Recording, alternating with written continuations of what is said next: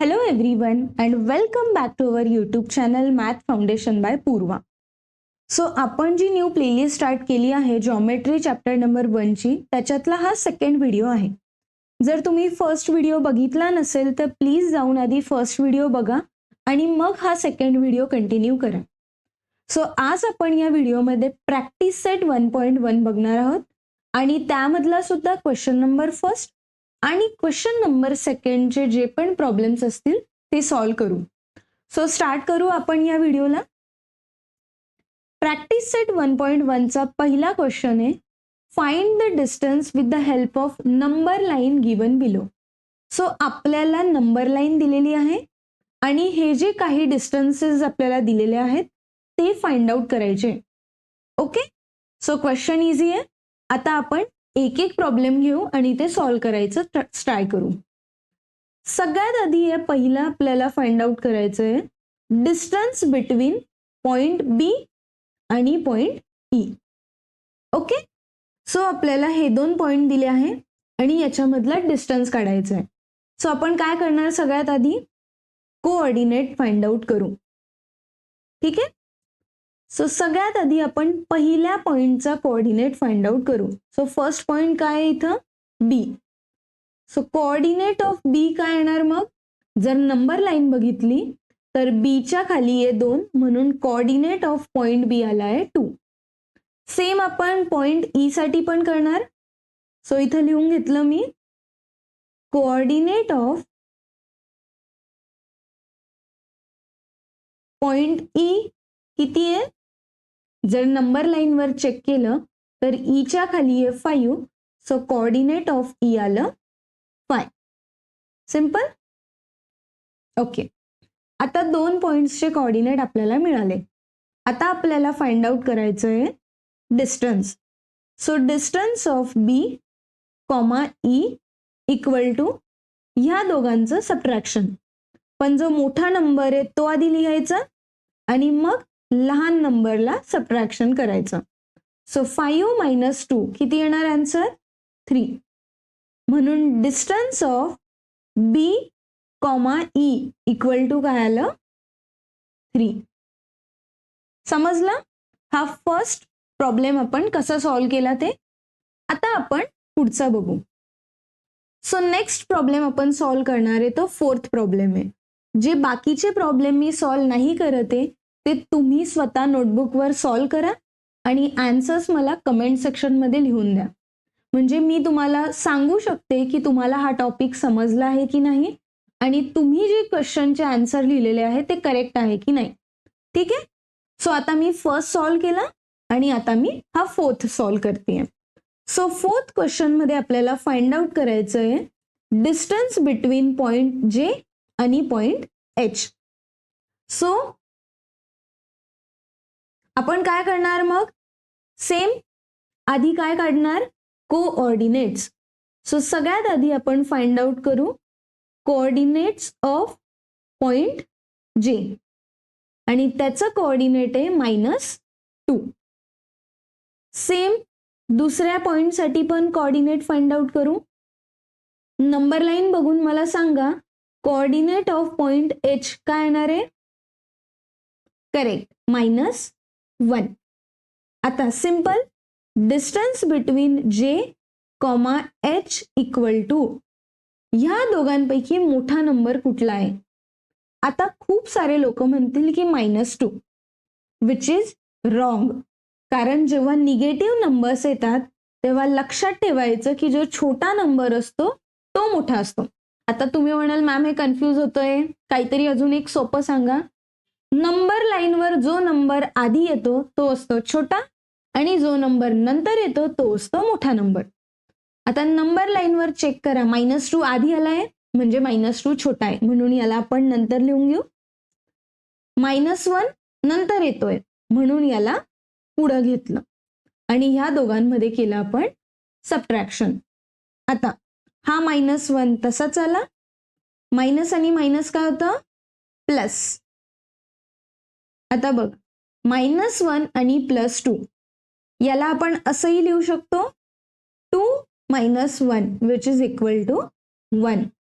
So जर आपण count केलं, distance of J comma H equal to 1. कळालं? सो हा फोर्थ प्रॉब्लेम मध्ये दोनही कोऑर्डिनेट्स निगेटिव्ह होते. सो म्हणून मी हा एक प्रॉब्लेम घेतला होता, कारण हा प्रॉब्लेम फर्स्ट प्रॉब्लेमपेक्षा थोडा वेगळा होता म्हणून.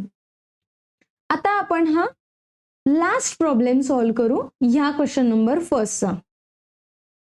लास्ट प्रॉब्लेम मध्ये आपल्याला फाइंड आउट करायचं आहे डिस्टन्स बिटवीन क्यू आणि बी.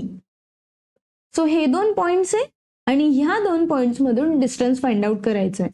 परत आपण काय करणार मग, कोऑर्डिनेट ऑफ क्यू हा फाइंड आउट करू सगळ्यात आधी आणि त्याची व्हॅल्यू आहे -5. सेम आपण काय करणार मग, कोऑर्डिनेट ऑफ बी आणि त्याची व्हॅल्यू आहे, बी जर आपण शोधला तर हा इकडे, त्याची व्हॅल्यू आहे 2.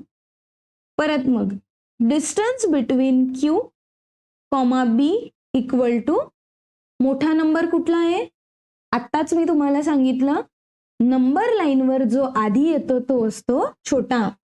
सो -5 आधी येतोय की 2 आधी येतोय, -5 म्हणजे हा झाला छोटा नंबर आणि 2 झाला मोठा नंबर. या दोघांना सबट्रॅक्ट केलं. सो हा 2 असाच आला, मायनस आणि मायनस काय होतं नेहमी plus. So 2 + 5 equal to 7. So distance of Q comma B किती आलं, 7. सोपं, एकदम इझिली आपण क्वेश्चन नंबर 1 चे हे 3 क्वेश्चन सॉल्व्ह केले. जे बाकीचे क्वेश्चन्स आहे ते तुम्ही स्वतः सॉल्व्ह करायचे आहेत. प्रॉमिस करा की हा व्हिडिओ नंतर हे क्वेश्चन तुम्ही स्वतः नोटबुकवर सॉल्व्ह करणार. ओके, सो आता आपण क्वेश्चन नंबर फर्स्ट सॉल्व्ह केला. Let's move to the question number 2. If the coordinate of A is x and that of B is y, find the distance of A and B. आता याच्यात काय सांगितलं आहे त्यांनी की A चा coordinate आहे x आणि B चा कोऑर्डिनेट आहे y. आपल्याला शोधायचं आहे डिस्टन्स ऑफ A, B.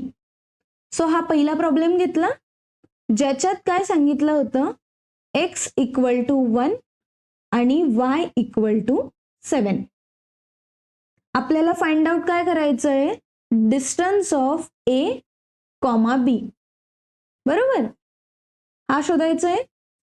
आता डिस्टन्स ऑफ A, B शोधण्यासाठी आपण काय करणार, सगळ्यात आधी कोऑर्डिनेट ऑफ A शोधू आणि कोऑर्डिनेट ऑफ B शोधू. बरोबर, ही सेम स्टेप आपण याच्या मागच्या व्हिडिओमध्ये पण केली,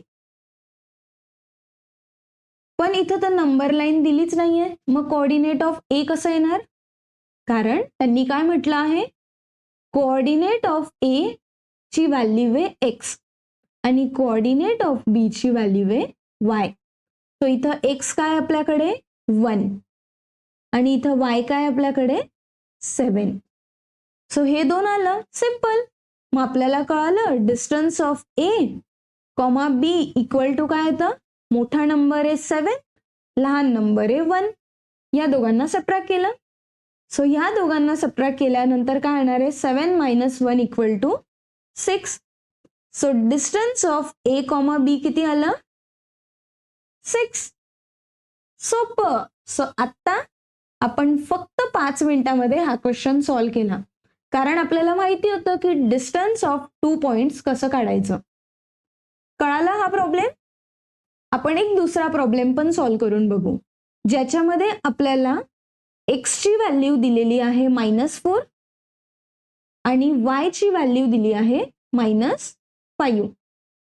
फाइंड आउट काय करायचं आहे, डिस्टन्स बिटवीन A, B हे शोधायचं आहे आपल्याला. ठीक आहे, सो A, B चं डिस्टन्स शोधण्यासाठी आपण काय करणार, सगळ्यात आधी कोऑर्डिनेट शोधू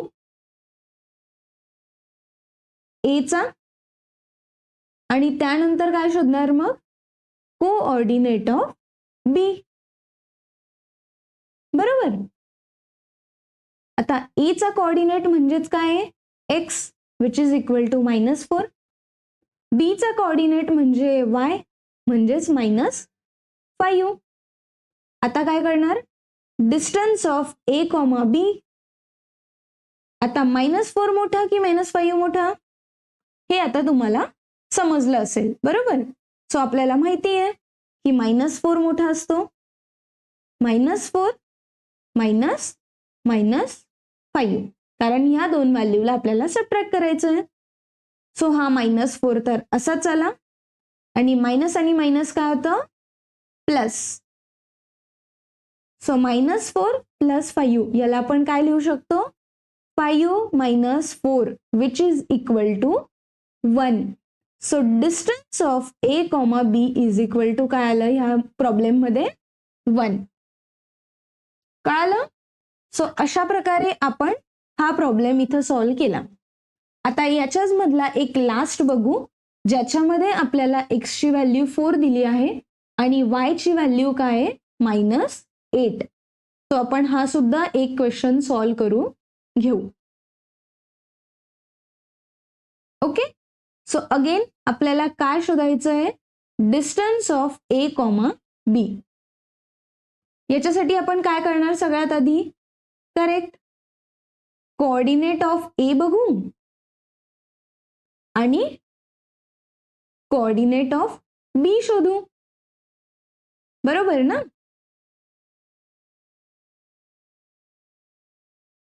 आता कोऑर्डिनेट ऑफ ए म्हणजे x which is equal to 4. Coordinate of B म्हणजे y which is equal to -8. Next step असणार आहे distance of A comma B शोधायचं आणि याच्यामध्ये आपण मोठा नंबर असतो जो पॉझिटिव्ह असतो आणि -8 हा छोटा नंबर येईल. आता 4 तर तसाच आला, निगेटिव्ह आणि निगेटिव्ह काय झालं? पॉझिटिव्ह.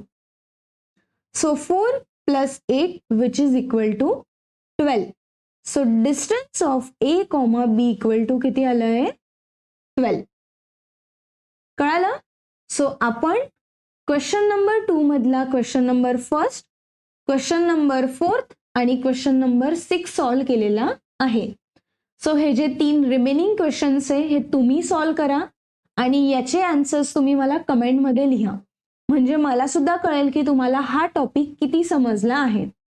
सो आता आपण प्रॅक्टिस सेट 1.1चा फर्स्ट आणि सेकंड क्वेश्चन बघितला आहे. याच्या पुढच्या व्हिडिओजमध्ये आपण त्याच्या पुढचे क्वेश्चन सॉल्व्ह करू.